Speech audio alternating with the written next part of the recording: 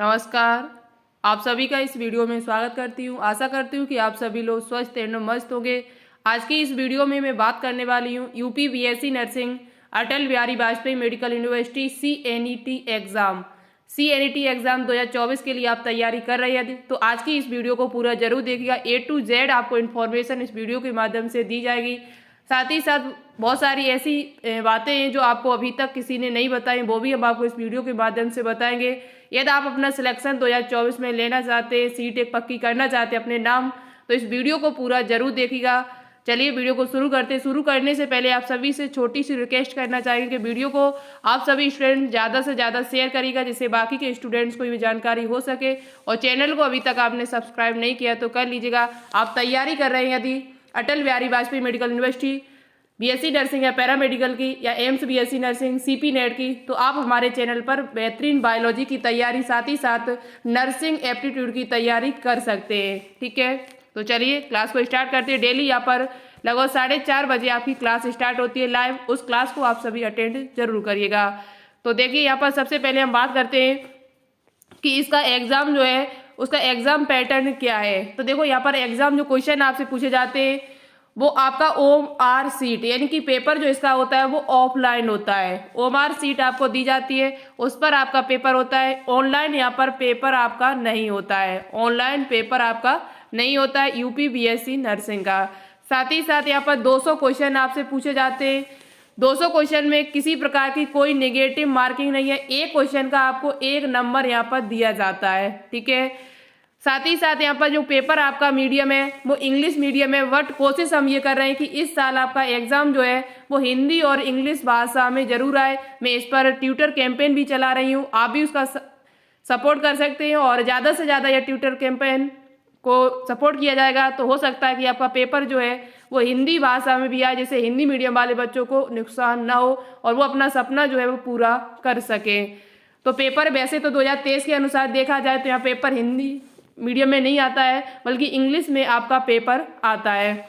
बात की जाए यहाँ पर क्या क्या क्वेश्चन आपसे पूछे जाते हैं तो नर्सिंग एप्टीट्यूड के यहाँ पर 40 क्वेश्चन, फिजिक्स के 40 क्वेश्चन, केमिस्ट्री के 40 क्वेश्चन, बायोलॉजी के यहाँ पर 40 क्वेश्चन और साथ ही साथ आपके जीके प्लस इंग्लिश के यहाँ पर 40 क्वेश्चन आपसे पूछे जाते हैं। ठीक है, 20 यहाँ पर जीके के आते हैं और 20 ही क्वेश्चन आपके इंग्लिश के आते हैं। यहाँ 20% सभी में लिखा हुआ, जैसा कि आप सभी स्टूडेंट्स यहाँ पर देख रहे होंगे। और यहाँ पर इंटरमीडिएट स्टैंडर्ड क्लास 12 यानी कि यहाँ पर क्लास 12 से आपके एग्जाम में ज़्यादा क्वेश्चन आते हैं, लेकिन आपको 11th भी यहाँ पर पढ़ के जाना है। 11 से भी लगभग 30 से लेकर 35% पेपर आपका पूछा जाता है।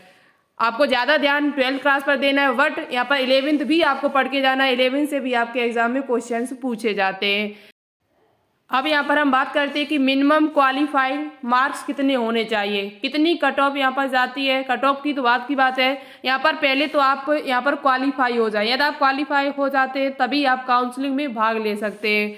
तो यहाँ पर आपके जो minimum qualified criteria of entrance test to admission to BSc nursing is as under general वाले जो है उनकी लगभग 50 परसेंटाइल यहाँ परसेंटेज नहीं लिखा, ये 50 परसेंटाइल लिखा हुआ है आपका। ठीक है, 50 परसेंटाइल आपका होना चाहिए। यदि आप जनरल PWD हो तो 45 परसेंटाइल आपका होना चाहिए और SC ST और OBC है तो आपकी 40 परसेंटाइल यहाँ पर होने चाहिए, तब आपका यहाँ पर क्वालिफाई माने जाएंगे, तभी आप काउंसलिंग में भाग ले सकते हैं। कट ऑफ की बात की जाए यहाँ पर तो कट ऑफ यहाँ पर लगभग आपको क्वेश्चन जो सही करने एग्जाम में 200 क्वेश्चन में आपको जो टारगेट लेके चलना है वो 120 प्लस क्वेश्चन लेके चलने हैं। 120 प्लस यदि आपके क्वेश्चन सही हो जाते हैं तो आपके चांस है सिलेक्शन के और 2024 में आपको 100% सीट यहाँ पर प्राप्त होगी। ठीक है, 120 प्लस का टारगेट आपको लेके चलना है।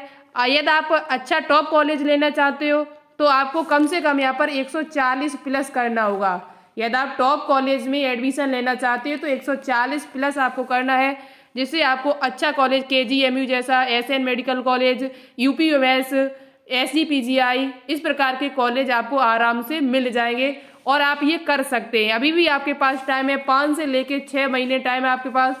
अच्छे से तैयारी करिएगा जिससे आपका 100% यहाँ पर सिलेक्शन हो सके। ठीक है, अब यहाँ पर हम बात करते हैं कि आप जब फॉर्म को अप्लाई करेंगे तो वहाँ पर कुछ डॉक्यूमेंट्स जो होते हैं वो आपसे मांगे जाते हैं। वो डॉक्यूमेंट्स अभी से आपको बनवा के नहीं रखने हैं। डॉक्यूमेंट्स जो आपको है वो कैसे बनवाने हैं, पहले हम बात करते हैं कि आपकी फ़ोटो कैसी होनी चाहिए। फ़ोटो आपको पहले से खिंचवा के नहीं रखनी है। फ़ोटो उसी टाइम खिंचवाइए जिस टाइम आपके फॉर्म आए। फॉर्म कब आएंगे, पेपर कब होगा, अभी हम आपको बताएंगे। बहुत सारे ऐसे स्टूडेंट्स हैं जो अभी बीएससी नर्सिंग तैयारी करना शुरू कर रहे हैं और वो करना चाहते हैं और उनको कोई भी जानकारी नहीं है, तो आप इस वीडियो को पूरा जरूर देखिएगा, ठीक। तो देखिए फोटो आपकी कैसी होनी चाहिए। फोटो पे आपका नाम डाला होना चाहिए, पीछे वाइट बैकग्राउंड होना चाहिए। साथ ही साथ जिस दिन आप फोटो खिंचवाएं वो डेट आप वहाँ पर मेंशन होनी चाहिए। जैसे आपने फोटो माना कि आपने 15 दिसंबर को खिंचवाई है तो 15 दिसंबर वहाँ पर लिखा होना चाहिए, ठीक है। 15 दिसंबर महीने और ईयर से लिखी होनी चाहिए। तो फोटो अभी आपको नहीं खिंचवानी है, फोटो तभी खिंचवानी जब आपके फॉर्म है, पहले से फोटो ना खिंचवा।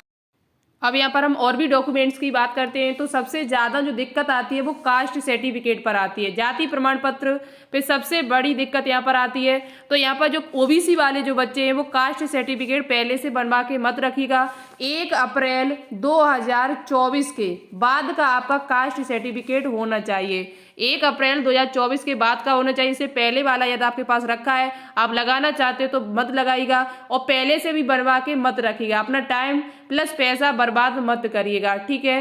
नहीं तो बहुत सारे बच्चे क्या करते, पहले से बनवा के रख लेते हो, वही उसमें लगा देते। ऐसा आपको नहीं करना है, इस बात को ध्यान में रखना। और साथ ही साथ यहाँ पर जो आपका कास्ट सर्टिफिकेट है वो आपका उत्तर प्रदेश के द्वारा, यानी कि उत्तर प्रदेश गवर्नमेंट ऑफ उत्तर प्रदेश सरकार के द्वारा बना होना चाहिए, तहसीलदार के द्वारा, ठीक है। उत्तर प्रदेश में बात करते हैं यहाँ पर कि आपकी एलिजिबिलिटी क्राइटेरिया क्या होना चाहिए, योग्यता क्या होनी चाहिए जो आप इस फॉर्म को अप्लाई कर सको। कौन से ऐसे स्टूडेंट्स हैं जो इस फॉर्म को अप्लाई नहीं कर सकते हैं, तो देखो यहाँ पर आपकी 17 वर्ष पूरी होनी चाहिए। वो भी कब तक होनी चाहिए, तो 31 दिसंबर 2024 तक आपकी एज है वो 17 वर्ष पूरी होनी चाहिए और मैक्सिमम आपकी 35 वर्ष, इससे ज़्यादा नहीं होनी चाहिए। और वहीं यदि आप पीडी और पीडब्ल्यूडी हो यदि, तो आप यहाँ पर 40 वर्ष से ज़्यादा नहीं होने चाहिए। अब बात करते हैं यहाँ पर कि आपका मिनिमम क्वालिफिकेशन क्या होना चाहिए। आप 12th पास होने चाहिए, पहली बात यहाँ पर। और यदि आपने 12th 4-5 साल पहले भी किया है तब भी आप इस फॉर्म को अप्लाई कर सकते हैं। और यहाँ पर फिजिक्स, केमिस्ट्री, बायोलॉजी और साथ ही साथ आपकी इंग्लिश कंपलसरी है। इंग्लिश यदि आपके पास नहीं है तो आप इस फॉर्म को अप्लाई नहीं कर सकते। यहाँ लिखा है English is compulsory subject in 10+2 for eligibility for admission in BSc nursing. आपके पास इंग्लिश सब्जेक्ट जरूर होना चाहिए 12th क्लास में। और साथ ही साथ यहाँ पर आपकी परसेंटेज जो है वो 40-45, यदि आप 12th 40% 45 भी है तब भी आप यहाँ पर फॉर्म को अप्लाई कर सकते हैं, ठीक है। और दूसरी बात यहाँ पर फिजिक्स, केमिस्ट्री, बायोलॉजी आपके पास सब्जेक्ट होना चाहिए। मैथ आपके पास है तो आप इस फॉर्म को अप्लाई नहीं कर सकते। और यहाँ पर गर्ल्स एंड बॉयज़ दोनों ही इस फॉर्म को अप्लाई कर सकते, कोई दिक्कत नहीं है। बहुत सारे ऐसे कॉलेज हैं आपके जो केवल गर्ल्स की एडमिशन लेते हैं, तो यहाँ पर ऐसा नहीं है, एम्स जैसा नहीं यहाँ पर है। यहाँ गर्ल्स एंड बॉयज़ दोनों ही इस फॉर्म को अप्लाई कर सकते हैं। और यहाँ पर एक बात और है जो आपको कोई नहीं बताता है, married candidates are also eligible. यहाँ पर जो मैरिड जो जिनकी शादी हो चुकी है वो भी इस एग्जाम को दे सकते, इस फॉर्म को अप्लाई कर सकते, कोई दिक्कत नहीं है, ठीक है। कुछ ऐसे भी एग्जाम है जिनमें मैरिड स्टूडेंट्स फॉर्म को अप्लाई नहीं कर पाते, तो वो इसमें ऐसा कुछ नहीं है, आप इस फॉर्म को अप्लाई कर सकते हैं। आराम से आप तैयारी करिएगा, ठीक है। फॉर्म की बात हो गई है। अब यहाँ पर हम बात करते हैं कि ये इसका सेंटर कहाँ कहाँ जाता है। तो इसका सेंटर जो है वो आगरा में, आजमगढ़, बांदा, गोरखपुर, लखनऊ, मुरादाबाद, बनारस, अलीगढ़, बरेली, गाजियाबाद, झांसी, मेरठ, प्रयागराज, अयोध्या, बस्ती, गोंडा, कानपुर, मिर्जापुर, यानी कि हर जिले में यहाँ पर हर सिटी में आपका सेंटर रखता है लगभग। और दूसरी बात यहाँ पर इस फॉर्म को अप्लाई करने के बाद ही आप यूपी के किसी भी कॉलेज से, यूपी का चाहे प्राइवेट कॉलेज हो चाहे आपका गवर्नमेंट कॉलेज हो, आपको एडमिशन तभी मिलेगा जब आप इस फॉर्म को अप्लाई करेंगे CNET यानी कि अटल बिहारी वाजपेयी मेडिकल यूनिवर्सिटी के द्वारा ये एग्जाम जो कंडक्ट कराया जाता है कंबाइंड नर्सिंग इंट्रेंस टेस्ट के नाम से।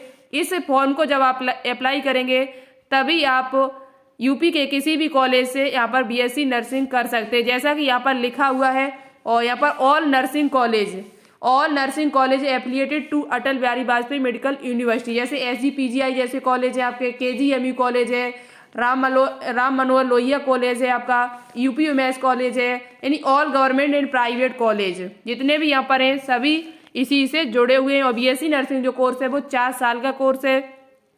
तो यहाँ पर सभी बच्चे इस फॉर्म को अप्लाई करिएगा यदि आप बीएससी नर्सिंग कोर्स करना चाहते हैं 2024 में, ठीक है। अब यहाँ पर हम बात कर लेते हैं कि इसका फॉर्म कब आता है, पेपर कब होता है। तो देखो पिछली ईयर जो फॉर्म यहाँ पर आए हुए थे वो आपके 15 अप्रैल को फॉर्म यहाँ पर भरना शुरू हुए थे। लास्ट डेट 18 मई थी और यहाँ पर एडमिट कार्ड है वो 25 मई को आ गया था। एंट्रेंस एग्जाम जो है वो 4 जून को यहाँ पर हो गया था।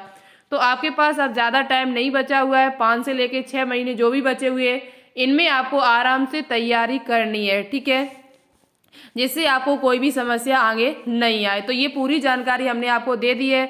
2023 के अनुसार कैसी जानकारी लगी कमेंट बॉक्स में कमेंट करके जरूर बताइएगा। और कोई भी डाउट है तो आप कमेंट करके पूछ सकते हो, उसका रिप्लाई देने की पूरी कोशिश रहेगी हमारी। मिलते हैं एक नई वीडियो के साथ। क्लास को अटेंड जरूर करिएगा यदि आप बीएससी नर्सिंग की तैयारी कर रहे हैं। शाम 4:30 बजे ह्यूमन फिजियोलॉजी चैप्टर हम इस टाइम चला रहे हैं जो बहुत ही इंपॉर्टेंट चैप्टर है आपके एग्जाम के लिए। All the best. जय हिंद, जय भारत।